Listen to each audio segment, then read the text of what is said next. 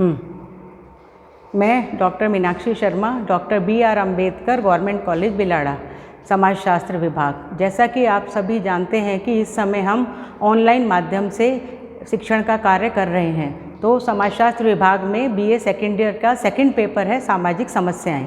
सामाजिक समस्या का फर्स्ट यूनिट अगली बार मैं आपको पूरा सिलेबस के रूप में बता दूंगी। आज हम सिर्फ सामाजिक समस्या क्या है, सामाजिक विघटन क्या है, सामाजिक विचलन क्या है और सामाजिक व्यक्तिगत और सामाजिक समस्या में क्या अंतर है, इस चीज़ के ऊपर चर्चा करेंगे।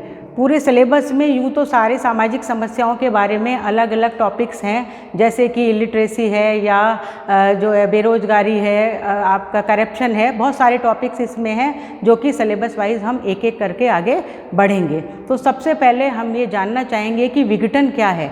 तो जो समाज, जैसा कि हम सब जानते हैं कि समाज एक व्यवस्था का नाम है, तो समाज में व्यवस्था कायम करने के लिए बहुत सारी इकाइयां हम BA फर्स्ट ईयर में ही पढ़कर आए हैं कि समाज की विभिन्न इकाइयां होती हैं और उन इकाइयों में जब आपस में कोऑर्डिनेशन होता है तो समाज में संगठन कायम रहता है। तो सबसे पहले विघटन के लिए संगठन की व्यवस्था होना या संगठन की व्यवस्था का कायम होना ज़रूरी होता है। तो सबसे पहले हम ये जानेंगे कि सामाजिक संगठन क्या है और इकाइयों का सामंजस्य। फर्स्ट ईयर में हम पढ़ चुके हैं, इकाइयों का सामंजस्य सामाजिक संगठन कहलाता है। जहाँ सारी इकाइयाँ जैसे कि परिवार है, विवाह है, आपकी संस्थाएं हैं, शिक्षण संस्थाएं हैं, राजनीतिक संस्थाएं हैं, अगर वो सभी संस्थाएं आपस में एकजुट होकर एक नॉर्म के रूप में कार्य करती हैं, एक व्यवस्था के रूप में कार्य करती हैं, तो समाज में सामाजिक संगठन की स्थिति रहती है।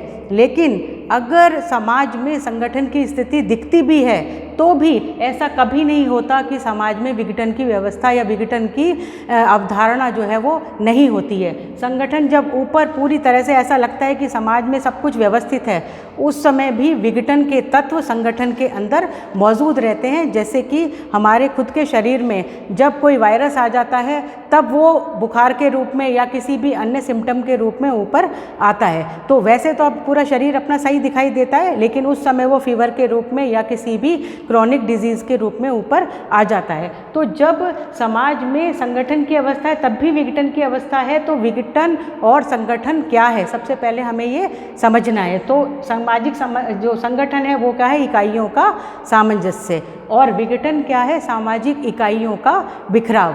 जब सारी इकाइयों का जो ग्रिप है समाज के सदस्यों के रूप में या समाज के जो मेन कार्यकर्ता होते हैं, जैसे परिवार में परिवार का मुखिया या समाज में जो भी जिनके ऊपर एडमिनिस्ट्रेशन का पावर होती है, उनके हाथ से सत्ता अगर खिसकने लग जाती है तो विघटन की स्थिति आने लग जाती है, इकाइयों की पकड़ कम होने लग जाती है। इसको हम इकाइयों का बिखराव भी कहते हैं, इंग्लिश में इसको सोशल डिसऑर्गेनाइजेशन कहते हैं और इसको सामाजिक सोशल ऑर्गेनाइजेशन कहते हैं। तो 99% तो समाज जो है वो संगठन की अवस्था में रहता ही है, लेकिन तब भी उसमें विघटन के तत्व मौजूद होते हैं और वो एक ऑब्वियस बात है, उसके लिए कोई अपने को अलग चीज़ समझने की बात नहीं है। इकाइयों का बिखराव सामाजिक विघटन और इकाइयों का सामंजस्य सामाजिक संगठन कहलाता है। अब हम आ जाते हैं, ये बहुत डिटेल में जाएंगे, धीरे धीरे हम इस पर आगे बढ़ेंगे कि जो और इन सबको जब समाज में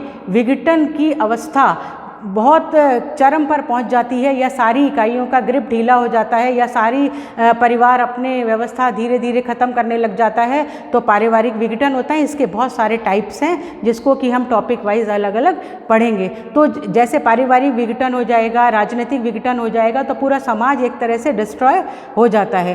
तो इस समय जब इस प्रकार की स्थिति समाज में आती है तो समाज में सामाजिक समस्याएं, जो पेपर का नाम भी है सामाजिक समस्याएं, तो ये पेपर का भी नाम है, और पर उसके लिए संगठन के बाद विघटन और विघटन के बाद सामाजिक समस्या जो है जन्म लेती है। सामाजिक समस्या क्या चीज़ है, इसको हम पेपर के माध्यम से भी पढ़ेंगे। मूल्यों का टूटना या मूल्यों का बिखराव या अपन इकाइयों के ऊपर से व्यक्ति की या समाज की ग्रिप जब धीरे धीरे ख़त्म होने लग जाती है, तब समाज में सामाजिक समस्याएं जन्म लेती हैं। सामाजिक समस्या कोई नई अवधारणा नहीं है, ये समाज में हमेशा से किसी न किसी रूप में समाज में व्यवस्था के विपरीत आचरण या समाज में इकाइयों के विपरीत आचरण धीरे धीरे जब कॉन्सेंट्रेट हो जाता है तो वो समस्या के रूप में उभर कर सामने आ जाता है। उसको हम कोई नाम भी दे देते हैं, चाहे वो पारिवारिक समस्या हो जाती है, या वो राजनीतिक समस्या हो जाती है, या वो सांस्कृतिक समस्या हो जाती है, अगर धीरे धीरे अगर समाज में नैतिकता या मूल्यों का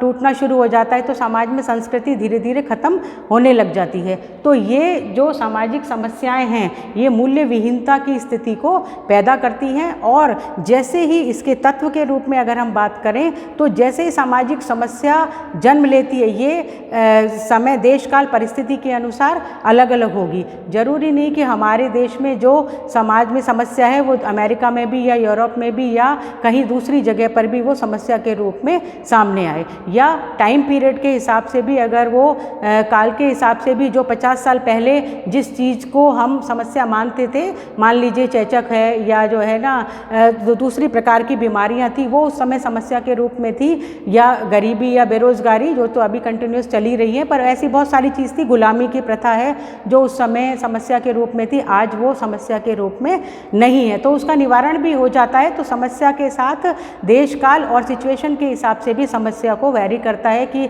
आज है वो समस्या, या इस परिस्थिति के अनुसार अगर उसका निवारण हो जाता है तो वो समस्या के रूप में सामने नहीं रहती है। तो जैसे ही समस्या इमर्ज होती है उसके साथ साथ समस्या का तत्व भी यही है कि उसके साथ साथ हमें परेशान होने की बात नहीं है। जिस क्षण समस्या बनती है उसी क्षण उसको दूर करने के उपाय शुरू हो जाते हैं। और समाज में लोगों का जब सपोज इसको एक उदाहरण से भी समझ सकते हैं कि रोज़ अपन एक रोड पर चलते हैं और रोड पर जाने पर एक पत्थर सामने आ जाता है, तो वो पत्थर सामने आ जाता है तो एक बार ओवरलुक करके अपन निकल जाते हैं, लेकिन दूसरी बार फिर वो टकराता है तो उसके बाद फिर हम उसको उसके लिए उपाय सोचने लग जाते हैं, और तीसरी बार उसके रिमूवल के लिए पूरे तरह से एकजुट होकर प्रयास शुरू हो जाते हैं। तो ये आज मैंने आपको बताया कि समाज में संगठन, विघटन और सामाजिक समस्या, ये बेसिक टर्म को सिर्फ टच किया है। बाद में धीरे धीरे हम इस टॉपिक के ऊपर आराम से पूरे विस्तार के साथ चर्चा करेंगे। तो मैं समझती हूँ कि आप लोग इसके बारे में अच्छे से पढ़ेंगे, समझेंगे और बुक्स के माध्यम से भी इसको पढ़ेंगे। Thank you.